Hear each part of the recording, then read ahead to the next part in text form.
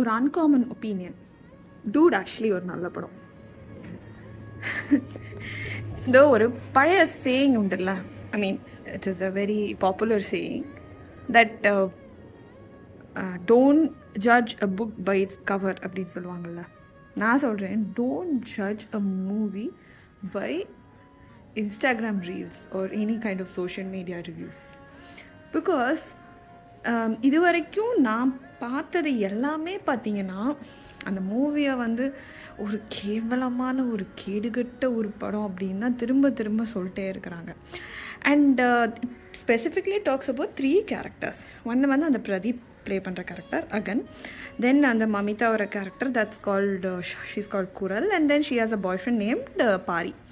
இந்த 3 கேரக்டர் தான் வந்துட்டு கம்ப்ளீட்டாக எல்லா ரிவ்யூவர்ஸும் பயங்கரமாக கழுவி ஊற்றுறாங்க.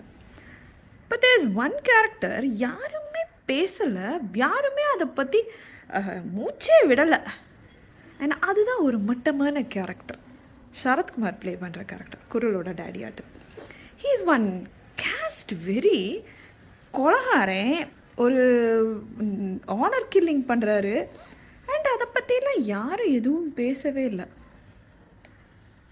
அண்ட் அவருடைய ஆக்டோடைய ரிப்பர்கஷனாக தான் இந்த பிள்ளைங்க இந்த மாதிரி என்னெல்லாமோ பண்ணிட்டுருக்காங்க.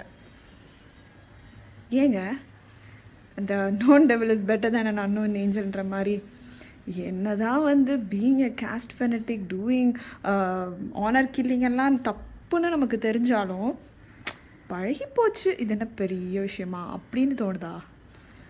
இந்த மாதிரி புதுசாக ஒரு 6 மாதத்தில் மூவான் ஆகிற பொண்ணு, மூவான் ஆன பிறகும் கசின் மேலே ரொம்ப கேரிங்காக இருக்கிற பொண்ணு, ஆர் லவ் பண்ணுற பொண்ணு ரொம்ப ஜென்யூனாக ஒரு க்ரீன் ஃப்ளாக் பாய் ஃப்ரெண்டாக இருக்கிற அந்த Paari character, or even Agan, like Agan has a ஒரு sacrificial love for as cousin slash girlfriend. இதெல்லாம் தான் அருவருப்பாக இருக்குது உங்களுக்கு பார்க்குறதுக்கு. அந்த ஆனர் கில்லிங்கோ பீயிங் ஏ கேஸ்ட் ஃபெனட்டிக்காக இருக்கிறதோ யாருக்குமே எந்த அருவருப்புமே இல்லை.